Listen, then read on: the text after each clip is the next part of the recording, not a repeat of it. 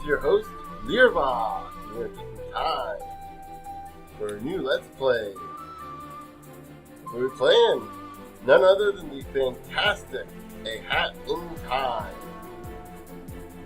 As the developers call it, the Hecken Cute 3D platformer. So yeah, this is a game it recently came out about a few months ago, and it is very fun. Like I've had a lot of fun with it. As you can see, I 100% the game before I deleted it. Technically, I 102% of the game, but that's partly because of mods. Unfortunately, as of right now, I am not able to use mods on here because the game keeps crashing. I don't know why that is. It was working fine a few days ago. I tried uninstalling, reinstalling it, doing everything I could to try to get this to work with the mods so I could at least show off some of the mods.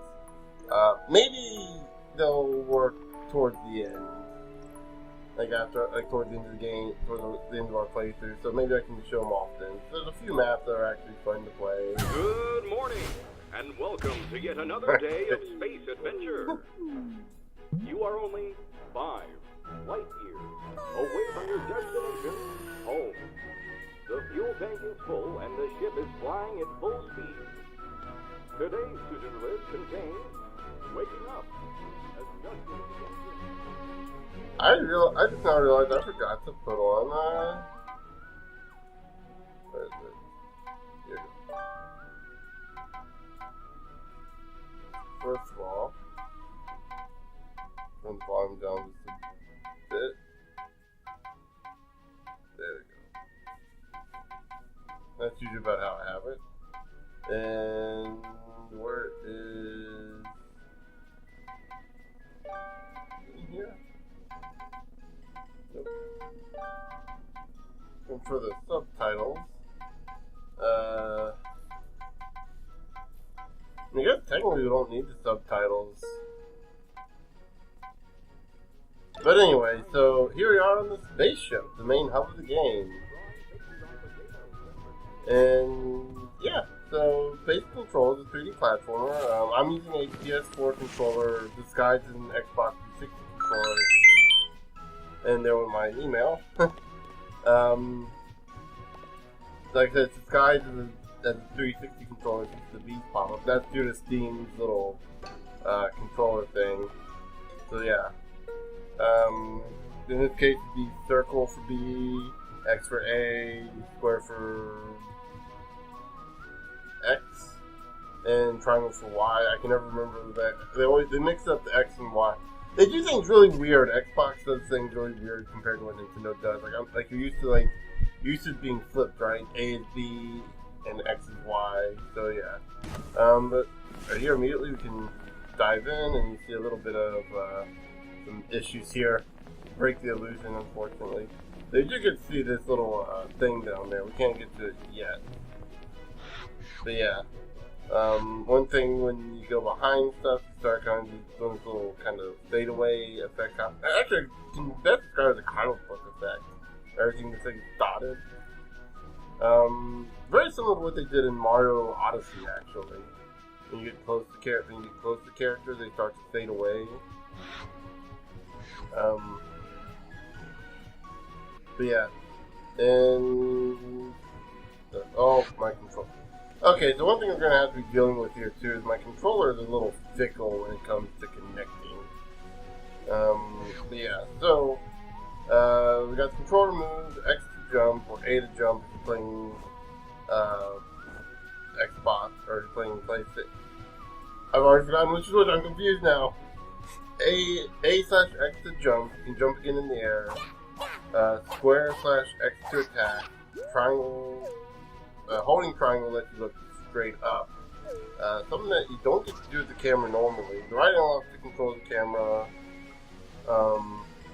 And then B/circle interact with everything, such as chairs. Which is one thing you can do that's really unique to this game. Is you sit in the chair. Anywhere that you can sit and you get this kind of panorama view stuff. It's actually pretty cool. It's kind of like a neat little breather from all the platforming we'll be doing.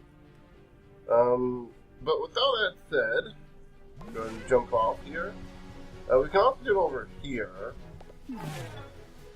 And in addition to this, you'll get a little sound effect, a little music change because you're in front of the TV.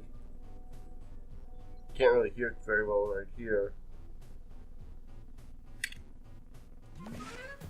If you're up here close, you can actually hear the difference. And real quick, before we go off, in here there is a chair here we can sit on. And if you sit on 3 chairs, you get an achievement. That's it, So yeah, sitting in those 3 chairs gets you an achievement, or any 3 spots you can sit at. So here we have our general status area. Here we have gift boxes, our pawns, which are your money, and then up here is where we need to head. If you ever get lost where to go, wearing your basic top hat here, which you can access via R1 and selecting Kit's hat, and press LT to find your goal. And it usually just highlights your goal. This doesn't work all the time, but most missions where you have a straight get from point A to point B is usually a good job of. Oh, that is cute. Beep. That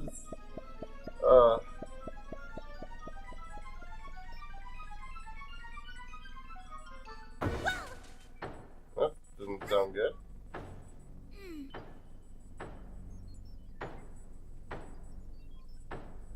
See, I'm kind of curious to what this is over here. Now, I didn't notice it the first time I was playing. But there's like a little, it looks like an explosion here. Is she running away from something? But anyway, we're gonna go answer that knock over there, and that's, that guy doesn't look scary at all. What is this? Flying boat? All boats need to pay toll in Mafia Town, even in space. Mafia come in to collect. That's not a good idea. How can you even breathe out there, dude? Rude. I was successful. No, negative. Oh crap! He broke through the door.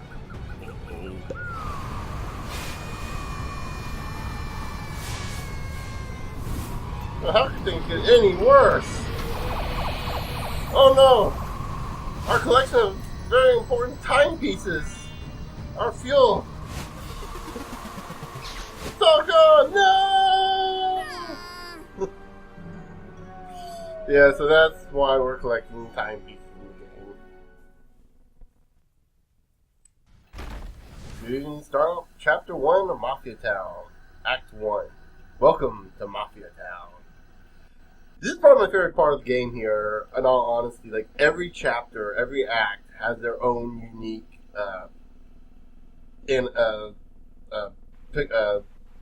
vignette, I guess is the proper term. I want those to be available. I want to find where I can download those. Gears for breakfast. If you're somehow watching this, I will pay you money for those individual art pieces. I know tons of people who will. I have no clue where to find them otherwise. And there's a mustachioed girl. So yeah. And I guess I'll just be following her for now. So one thing we can do, we can try to attack things, but if we do, it hurts us. At least for the time being. But we can also talk. Fellow Mafia watched TV last night? Confusing science owls say small people can jump double in air. I saw. This makes Mafia uncomfortable with body. Must go work out. So yeah, according to science owl, we can double jump, or jump double, in the air. So yeah, real quick, we got this red vault code. Really, there's 3 of them from around here. One thing I'm going to try and do with this game is I am going to try and 100% game. That's getting every bit of yarn, every relic, and relic token, and every timepiece. More importantly, timepieces. You don't need 100% everything. You don't need everything to 100% gain, but you do need timepieces. Oh, right here I wanted to show off. One unique feature, sometimes occasionally Hat Kid, as the main character here is called, will stick out her tongue and do that little bleh thing he did as kids. Or this. This I'm glad I got to show this off. If you let her stand idle enough, she'll do that. But if you push up, she sticks her thumb out, and push down, she kisses in the air. So yeah. So right here, we can't fight these guys. Well, we can, but you just jump on them. And then we can push X on the air to do a bit of a homing attack. Unfortunately, I don't think we're going to be able to defeat them. Oh, you can, okay. Ah! Of course, you're going to punch back a little bit. We'll get back to the main story eventually. I just want to show off some of the stuff here. One thing I want to mention too, another achievement you can get in this game really early on is do not interact with Mustache Girl. As the little blonde kid that we're looking at, it's called. Right there we got sprint yarn. We'll get into what that is here in a second once we get another ball of yarn. We can't really do anything with the yarn until we get enough of it. There's different types of yarn. Each one is go. That's where we need to go. R2 there. And right here will actually be our second piece of unique yarn, brewing yarn. You need to have the actual, at least one piece of the yarn for the hat you want to make. And you need however much of the rest of the yarn it says to have. So in this case, we can go ahead and make a sprint cap out of our umbrella that we apparently, a little weird. Okay, and then we need to get 4 more yarn to make the brewing hat, which is one of my favorite hats in the game. Now, much like with the Hat Kid's hat, the sprint hat has an LT ability, which is to sprint. We can't see where we need to go, but we can go in many different directions. We can go really, really fast. All the hats have like these kind of special abilities like that. Oh, you can high five this guy.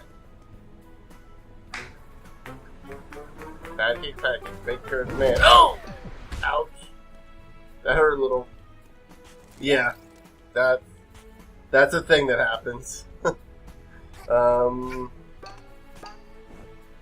Yeah, so let's see, I'm trying to think that way.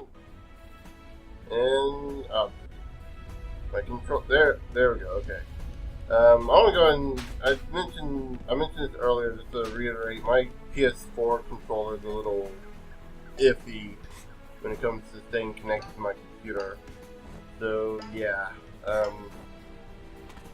Right here we have this guy. Hi there, young one. I am from a faraway land. I've seen every corner of the earth, and now I sell tiny pieces of my discoveries. Yeah, this isn't a glitch. This guy is supposed to be this. The badge seller. For I sell and trade badges. I can provide you with strong abilities and upgrades to your hat. If you have money, of course. So yeah, with enough money we can buy different hats, different badges. You can have eventually up to 3 badges equipped. At the moment we can only do 1. This one right here, you'll notice, has some flies around. This is a badge that is considered a negative badge. It's kind of a challenge badge. There's nothing really, particularly about the Mumble badge, there's nothing particularly negative about it, except to give everyone the Mumble speak from Banjo-Kazooie.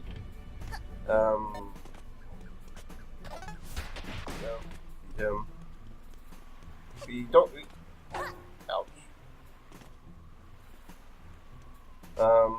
yeah, so it gives you a reason to kind of keep saving up your pawns, which I mentioned before. These little green Hey you! Down gachapon looking there. things. Don't think I didn't see you stalking me!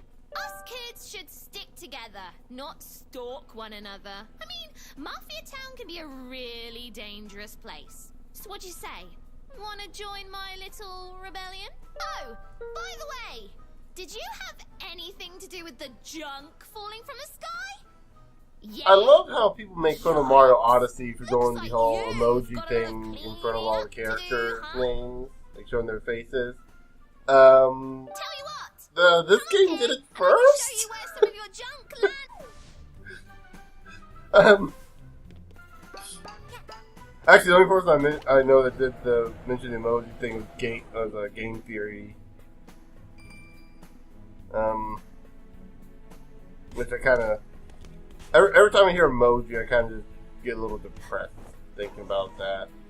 But anyway, so we're gonna go ahead and make our way up here, talk to Mustache Girl, and get on this little thing from this little pole here, or rope. See a yarn over there. You can see what the yarn is pretty easily, stand out pretty well. Crud. I just tried to toss my hat, like in Mario Odyssey. You can tell what I've been playing a lot of recently. I actually just finished the game. I beat the final boss, and I went through and did all the.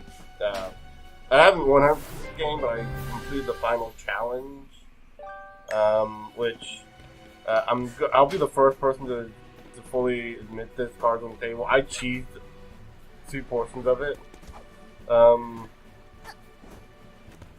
because there's like this one, like, because if you die in the final challenge, you have to start all over from the beginning. And I knew about 2 areas that you could really get through very easily by kind of cheating your way through. By the way, one thing I want to mention, I love that Hat Kid can wall jump and auto climb over stuff. If the minute Mario can do that in his game, he'll be like the greatest platformer of all time. We already have the Sonic Spin Dash down packed. Oh, maybe we could pick that up. Oh well. I keep wanting to ground pound. I can't ground pound in this game.